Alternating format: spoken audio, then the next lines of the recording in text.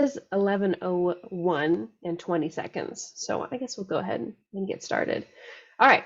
So today we're going to be talking about GPIO, general purpose inputs and outputs.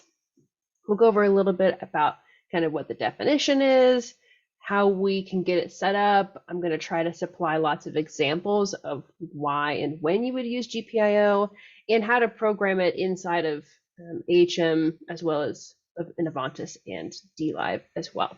So without further ado, what is GPIO? How many of you out there right now on this call have used GPIO in projects before, or has perhaps heard of it, have been curious about it maybe? I like to see where your experiences lie. So what has been your experience with it so far? Brett says yes with 3 exclamation points. So he has definitely used it, I'm guessing. Sam says yes. And Sam, if you want to use your like mouth, like your microphone, you're allowed to as well. That's not forbidden. Just putting it out there. Heard of it, seen the connectors, never used it. Heard of it maybe.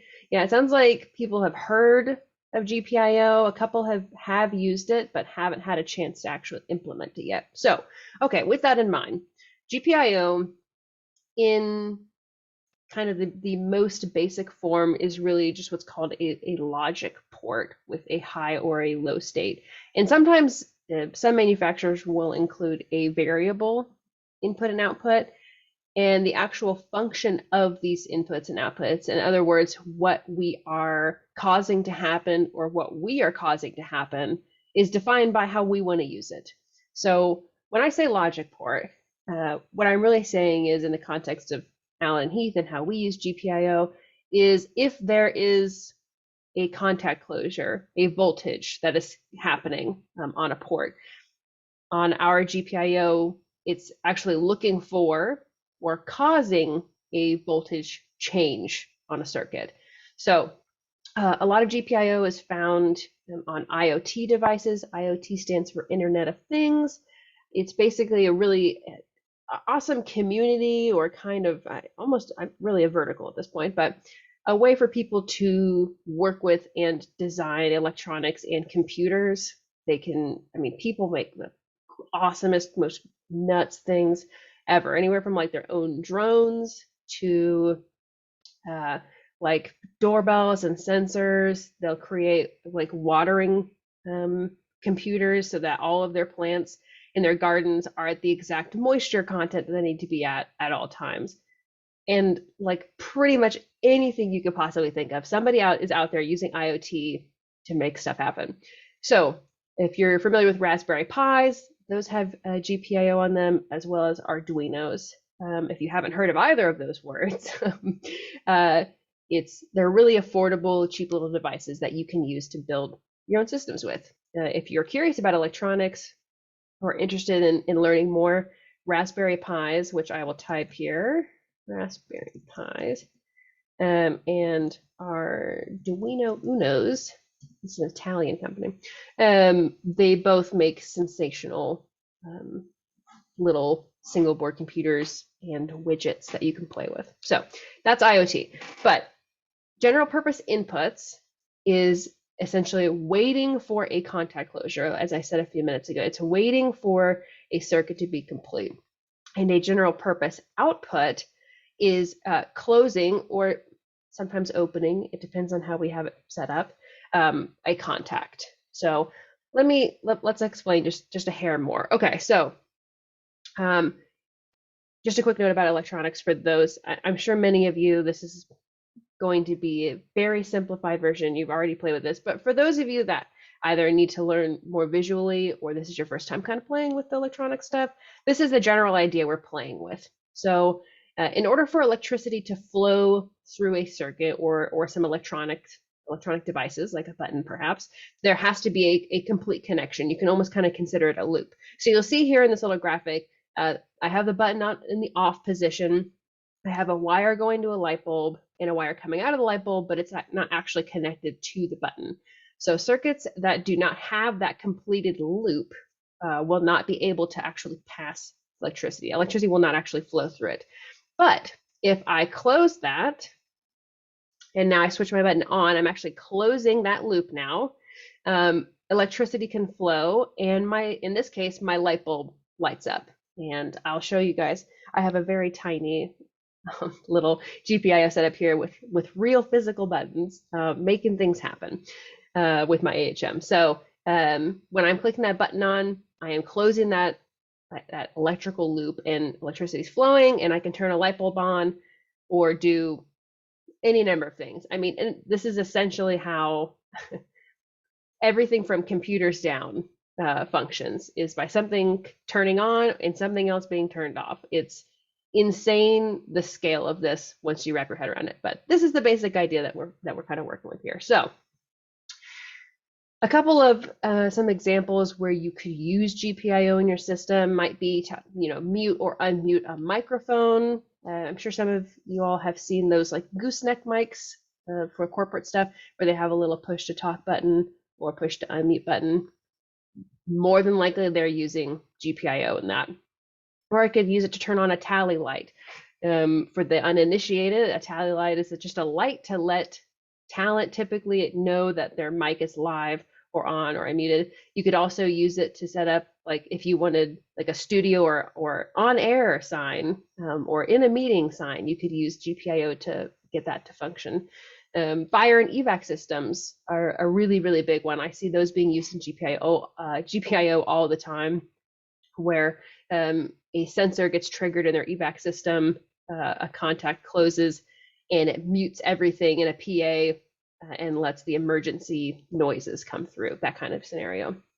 It also can be used in room combining, where you either hit a switch, or when they start moving those huge like air wall panes, it can change all of the routing in a system to either split or combine a room. And then you can also make custom panels that do any number of things, of which many examples I will provide here soon. So in the AHM, we have 2x2 natively. So I've got 2 GPIO inputs and 2 GP inputs and 2 GP outputs. And I can have up to 8 additional networkable GPIO units attached to my AHM.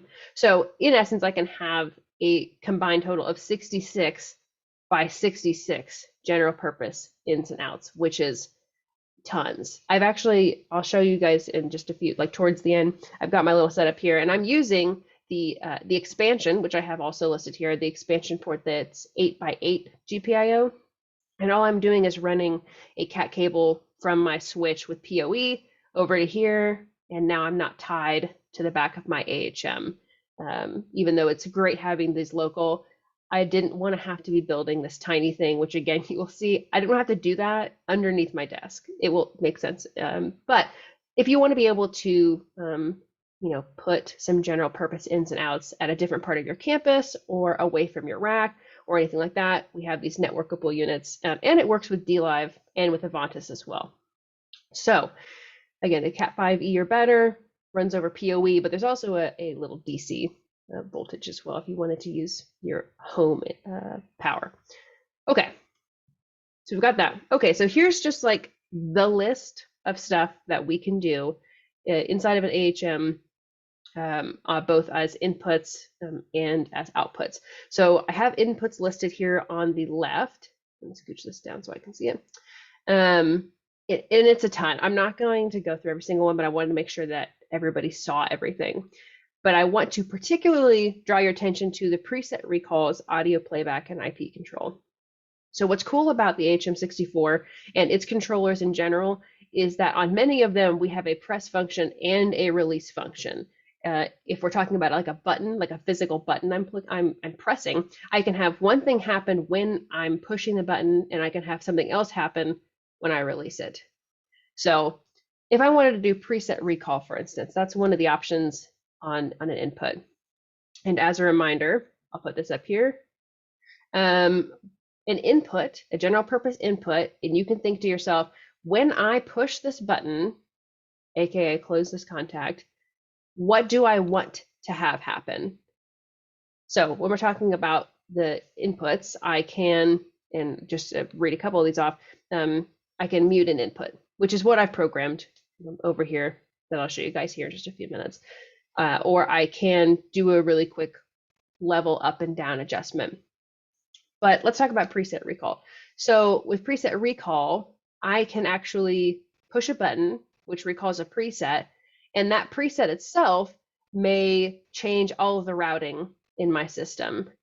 And it may also tell a projector screen to come down. And it could also turn the lights down or change it and change a scene on another console, all with one button press. I can do that. I can really layer my commands. Presets in the HM64, many of you have been in these with me for months at this point. I've talked about presets a lot. They're extremely powerful. So doing a preset recall with a physical button push out here in the real world is very powerful. But I can also do audio playback. So I can trigger an audio file to play. I have storage right on my HM64, a little under 3 gigs, as I recall. And I can just pick a track. And so when I click that button, that track plays. Do sound effects if you wanted. Or if it starts to get too loud, you could just click that and it tells the DJ to turn it down. Something fun like that. Or I could do IP control. So as I had said a moment ago, I could say QLab. When I push this button, I want you to send out an IP command, maybe via hexadecimal or decimal or ASCII to a specific IP address, like QLab, for instance. I want to go tell QLab to go trigger this change, or I want to go tell that screen to drop down, or that networked projector to turn on, things like that. Again, this is kind of the whole idea of GPIO, is bringing in like real world physical buttons and interfacing them with the digital world. On the general purpose outputs, we've got a few options, input mutes, and just as a reminder, so outputs, if inputs are when I push this button, what do I want to have happen in my system? And on the outputs, it's kind of the inverse of that. Like when this event happens, when this thing happens in my system, I want to close the contact or kind of push the button myself, if you want to think about it like that. So some general purpose output functions for AHM might be level sensing, which is not on our consoles, but it is on our HM64, which I can say, hey, like a perfect example of this to use level sensing is I want it to look at a specific input.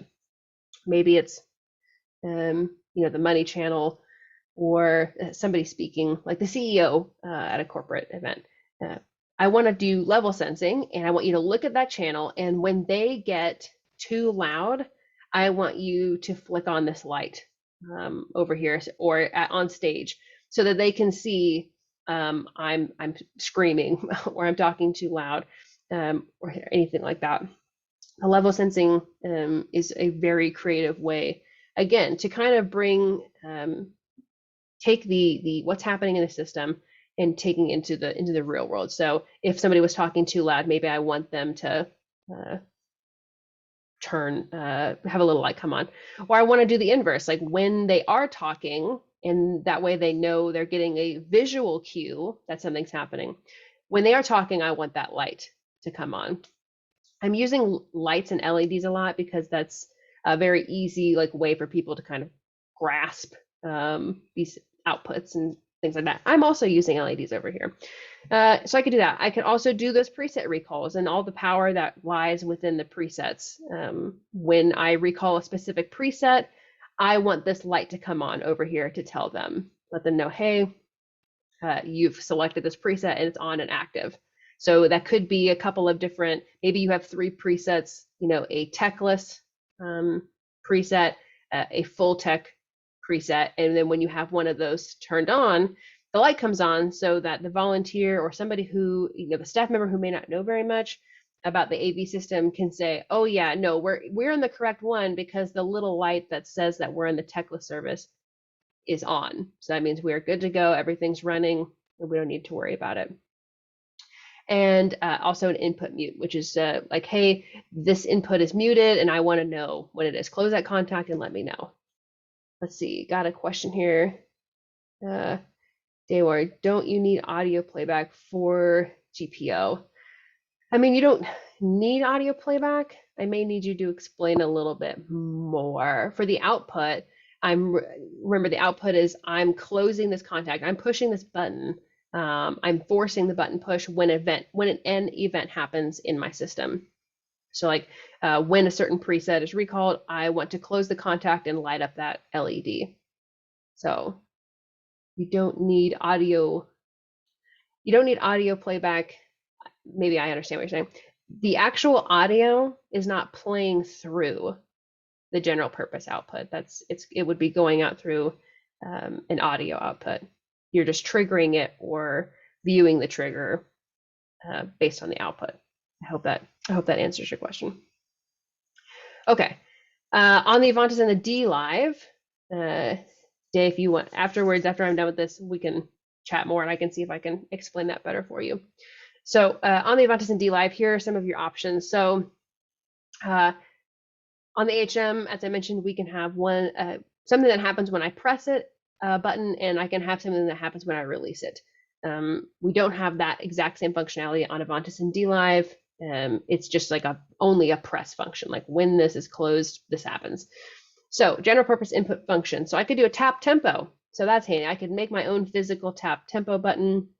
If I didn't want to use the soft keys or I wanted it to be away from the surface, I could have one there. I could also, here's an idea. You could, in theory, create one for the drummer or the worship leader. And when they're doing the count off, it's actually setting the tap tempo on your console.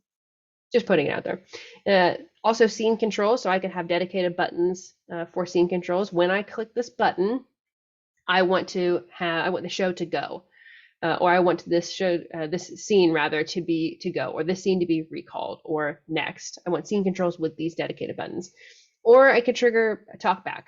Like when I push this button, whether it be on the microphone itself or a separate button that I've programmed, when I push this button, I want my talkback to open up so I can chat with the musicians.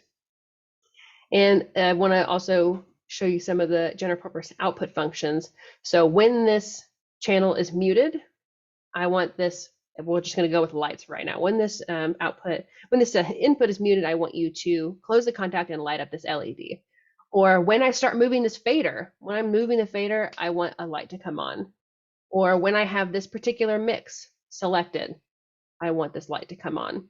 That sort of idea. So let me dig in a little bit now to my little example. So inside of System Manager, which is, I'll even hop over there.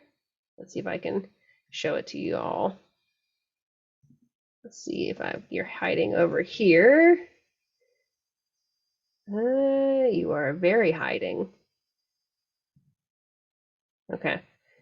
I'll just have to show you the screenshot. So inside of System Manager, which is the piece of software that I use to actually control and program the HM64, I am able to kind of hop in here and tell it how I want to program it. So on my little example, and maybe I would be best if I showed it to you first.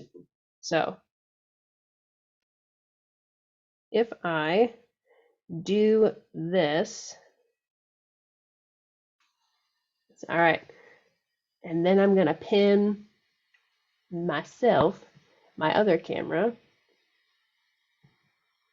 We will pin spotlight for everyone. Ooh, let's do that. All right. So can everybody see this relatively okay? And see my little setup? Yes, no, yep. Okay, people are seeing it. All right, so there's a jumble of wires here. I don't want you to focus too hard on this. This is my little networked GPIO unit, and it is connected to my HM64. I have little buttons here, and when I click them, an LED comes on. It's when you build it, it's quite thrilling. I've got 3 of them set up. So when I click them, lights turn on. So how is this interfacing with my actual HM64? Well, and it should no longer be spotlighted. What is essentially happening is I have my buttons programmed so that my, oh, here, hold on, let me make sure I do not have myself spot lit anymore. So we'll start that. You can just stare at my stool for a second. Remove spotlight. Bingo. There we go. Okay. I'm basically having kind of like 6 different functions happening. So on my inputs, I've actually got my general purpose inputs programmed so that they are mute toggles, and it actually shows what each of these are. I've got input 1, 2, and 3, 4, which is a stereo tunes track, which you can see over here, is a mute toggle. So that when I close the contact, when I push this button, I want you to mute this input. That's all I want to happen. When I click this, I want these inputs to be muted. Then I'm actually using 3 of my outputs to do the lights themselves. And I'm kind of telling them to do the inverse so that, hey, when my input 1 is muted, I want you to close this contact and make the LED light up. Or when input 2 is muted, I want you to close the contact, close the circuit, and light up the LED. And same for input 3. So if I go right here, this is a lovely drawing I made. Honestly, it's a piece of art of kind of the wiring on how it works. Wiring schematics are not the easiest things to stare at, so I like to draw them. So I've simply got a little voltage running to my LEDs, and I've got ground, the other half of my loop that we talked about, also running to my LEDs, so that when that input gets muted, it closes the contact and it lights up my LED. Or, and you can see the actual wiring for the input is quite easy because all it's looking for is to connect the ground, which is actually the 1, 2, 3, 4, 5, 6, 7, 8.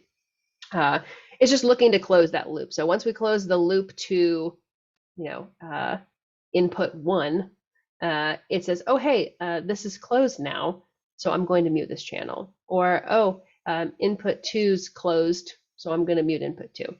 And the output is where it starts to get a little bit, can get a tad hairy, just because you have to run power to it, which you don't have to. Part of our unit is supplying power, well run, to run the LEDs if you wanted, but also as a way to actually sense like when the circuit is closed or is not. So this was lots. This is a bit of a topic that can be a lot of fun, but can also get a little bit, I mean, you saw my wires bunch. It was really fun to build and test. And I did absolutely burn out an LED when I was first trying it because I didn't put the right resistor on there. And anybody who's done this before has probably done that themselves. So I hold no shame in burning out an LED. Yeah, so that is GPIO. And that was just a really small example of all the different ways that we can kind of utilize it.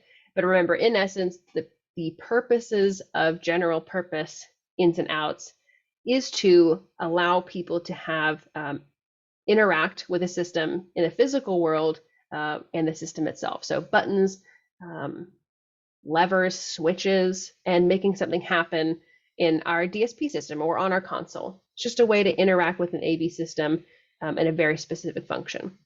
So, okay, questions. 125. So we have questions. I want to make sure I help out Dave if he needs anything. Sam, did you have a question?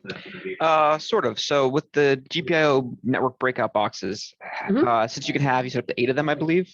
Yeah. How do you actually address those in the programming and know which one's what? Yeah, they're IP based. So it's all IP address. It's incredibly easy to get it set up.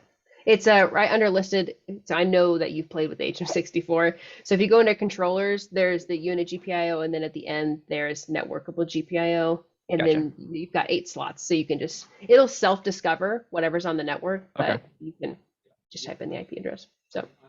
Gotcha. Okay.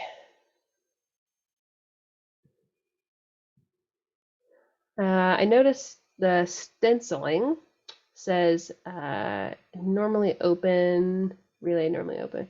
Relay. Is this the only version or will it work with normally closed? Some of our um, uh, outputs can be set to normally open or normally closed, and some of them have a relay on them. In the relay is kind of a protection for it. Let me finish reading. Is this the only version, or will it work with normally closed? Yeah, so it kind of depends on how you want to set it up, Brent, but you can have it set as normally closed. And I think, as I've kind of typed on this slide, native on the AHM, one general purpose output is set to be normally open. That's that stenciling you were mentioning is set to be normally open. And one can be set to be normally closed or entirely closed. And you would just set it up with this little connector. You would just put in the wiring for which one you wanted to actually use. On the networkable GPIO, you can open up the unit and tell it basically to say, yeah, I would like this to be normally closed actually in lieu of normally open. Okay.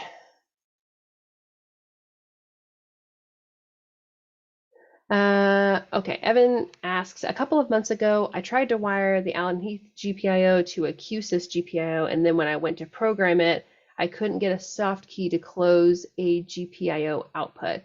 Well, the GPIO, our GPIO has to be attached to an AHM64, an Avantis, or a DLive. That's how you program what the GPIO. Okay, so you had it. So you wired. You'd have to tell me how you actually wired that up. So it was the GPIO was connected to the DLive, of course, and then how was the QSys GPIO in it? But if you're, you can. Let me see if I can get the system manager to pop up here. Let's see. All right. Okay, hold on. I got it open. Let me go to this slide. Go to this. All right. We can see that. Okay, so if I go to controllers, I have all of my GPIO here, and I can test the feature without it actually being on. If I click on open simulation, I can actually close it, and you can see that 5 is actually telling me, hey, I'm closing this because this input is muting something, and I have my 5th output telling it, hey, when this exact channel mutes, turn it on. And so you guys can't see it right now, but my little LED is lighting up.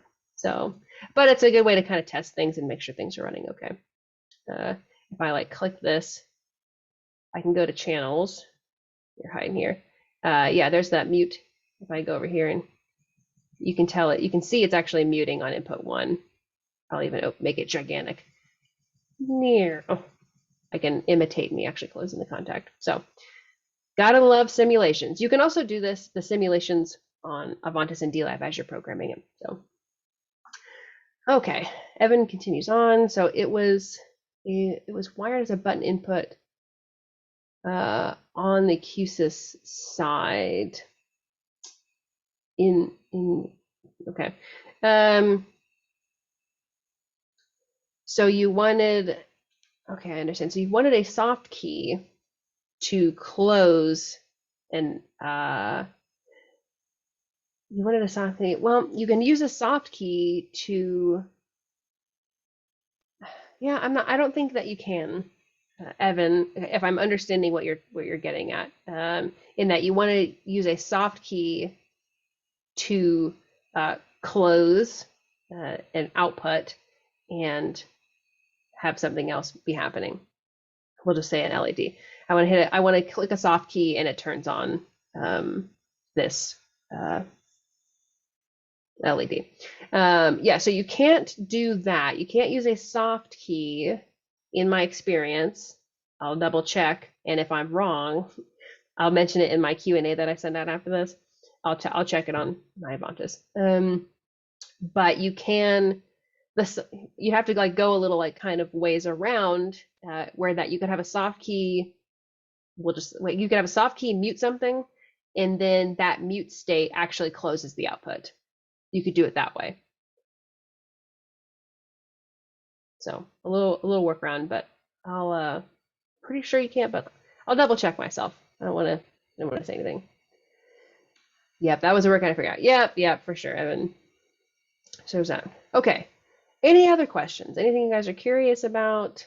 Um, anything you want to see or maybe are not clear on? I can even click on the unit GPIO. So I've got my little 2x2 here. And I can even, so I can have my press, my input. When I press this button, I want audio playback to happen. And then when I release it, I want to, out of the way. I want to mute my input. I think next, just for fun, again, because that's just who I am, I'll program this to specifically trigger annoying sounds. I'll just have buttons that trigger annoying sounds, and feed those into the system. Because why not? Maybe an air horn. All right. Okay. Any other questions? Anything you guys would like to see? Yes? No? All right. Okay. I will hang out, but thank you guys for joining me. And keep an eye on the schedule. The plan is we're still doing these every Wednesdays. Me and Bangs are doing both of them, but we've also got some special guests coming. So let us know if there's anything you would like to specifically see, or if you have any follow-up questions, you guys can all ask them here. I'll hang out here for a few minutes for a kind of office hours deal. So otherwise, thank you for coming. Have an excellent rest of your Wednesday. Okay, Brent says, what are the connections on the GPIO device? So let me figure out which slide you were talking about, Brent. This one? Oh Lord. These connections? Not the HM, but the little box. This little box? They're all the same. They're all the same. They're all the same connections. If you're talking about like the literal physical, they're Phoenix. So like on the GPIO expander, it comes with 3 sets of these little Phoenix connectors. And so I just like screwed in, you just screw in the wires on here and you use a flat head to tighten it down. And then it just pops right in. So super easy. And same with the HM64, except they don't come in this huge thing because it's only 2x2. It comes with little ones. So, okay. Day, I want to make sure that you understand that I answer your question well.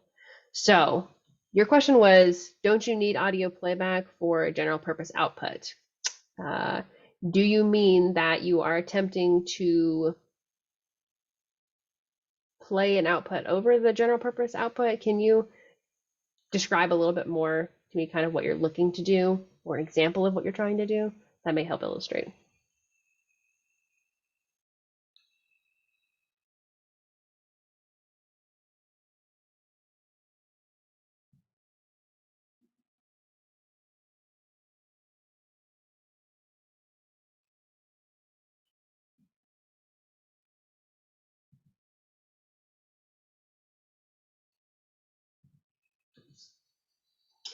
I thought it was like a patch bay type setup where you match the inputs and the outputs. Nope, they're kind of completely independent and they're just logic switches. So it's looking for a voltage. That's pretty much what's happening. On an input, it's on an pardon, careful, I got not misspeak here. It's just looking for the loop to close. There's no other signal other than just like electrons vibrating, like electricity running through the signal. So it's not like I'm patching my playback output on. It's me saying like, if you sense electricity on this, I want you to I want something else to happen. And I'll go back to that slide I had. Let's see here. I think it was this. Yes. All right, here we go.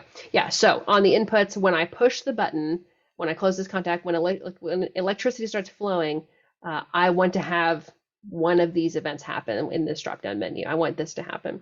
Or on the outputs, when this event happens in my system, I want to close this contact and make something light up or trigger a change outside of my system. So just looking for electricity, no signal actually passing through.